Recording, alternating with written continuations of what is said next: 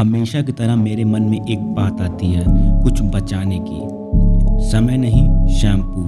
पर कोई आदत पड़ी ही क्यों, ये जानना बहुत ज़रूरी है उस आदत को छोड़ने के लिए। तो एक कहावत से शुरू करते हैं। शुरू करना है तो शुरुआत से करो। मतलब कि हम बालों का सिलसिला शैम्पू से जुड़ा कब, ये पहले जानेंगे। तो बात शुरू करते हैं इसके नामकरण से। तो शैम्पू का नामकरण भारत से किया गया है। It's Indian. Shampoo word Sanskrit के वर्ड चंपू से डिराइव हुआ है, जिसको बाहरी देश की जुबान बोल नहीं पाई, इसलिए बोल दी शैम्पू। इंडिया के लोग पहले से ही शैम्पू बनाते थे by using only organic compound. Shampoo बनाने के लिए वे लोग रीठा को आंवले के साथ उबालते थे, क्योंकि रीठा में होता है ऑर्गेनिक कंपाउंड सैपोनेट, जिसकी वजह से साबुन जैसा झाग बनता है और ये तेल को सोख लेता है। एज ए रिजल्ट बाल बन जाते हैं सुपर क्लीन एंड सॉफ्ट। वैसे अलग अलग कंट्रीज में अलग अलग तौर तरीके आजमाए जाते थे। ग्रीक रोमन्स की बात करें तो उनका नुस्खा सलाद से ज़्यादा इंस्पायर्ड था। वे लोग जैतून को विनेगर के साथ मिलाकर बालों पे लगाते थे, बालों को साफ और उनका रंग हल्का करने के लिए। बात करते हैं यूरोप की, जहाँ के लोग जौ, नमक और भालों की चर्बी से बाल साफ करते थे। It's also 100% organic. यूरोप के बाद आता है इटली। दे यूज लाइस सोप, पिग्स फैट और मुनेठी। इन सबको वे कंडीशनर की तरह यूज़ करते थे। और फिर जैसे जैसे जागरूकता बढ़ती गई, लोगों के तौर तरीके गॉड लेवल टाइप के होने लगे। 18th सेंचुरी के शरीफ और नेक लोग को प्रीफर किया गया विग पहनने को, including men as well as women. और वहाँ की औरतों को तो अंडे लगाने तक की सलाह दी गई। मिडिल एज के लोग तो नहाने को एक खर्च समझते थे, अब ये उनकी मजबूरी समझिए या फिर आलस। फिर 1930s में आखिरकार साइंस के सपूतों ने वो शैम्पू बना ही दिया जो आज सभी घरों में मौजूद है। लेकिन इसके बनते ही इसकी बिक्री नहीं होने लगी, because of lack of knowledge due to lack of promotion.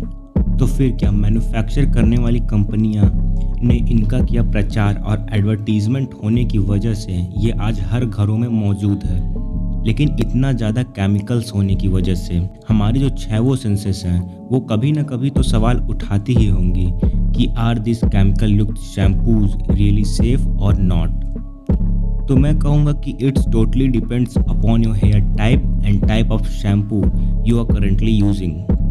अगर आपका शैम्पू ज़्यादा हार्श हुआ तो आपके बाल गए, ये तो जाहिर सी बात है। बट हेयर टाइप भी आपकी हैबिट की तरह एक बहुत ही क्रूशियल रोल प्ले करता है मेंटेनेंस में। और इसलिए कोई मेडिकल रीज़न अभी तक तो नहीं है जो ये बता सके कि आपको शैम्पू यूज़ करना चाहिए या यूज़ नहीं करना चाहिए।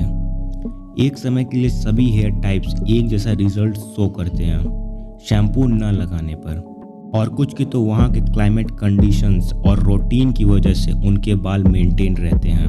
अगर आप भी गर्म इलाके के हैं, लोगों की वजह से नहीं, सूरज की वजह से, और एक्सरसाइज भी ठीक ठाक कर लेते हैं, तो आपकी बॉडी की तरह आपके बाल भी रहेंगे मेंटेन।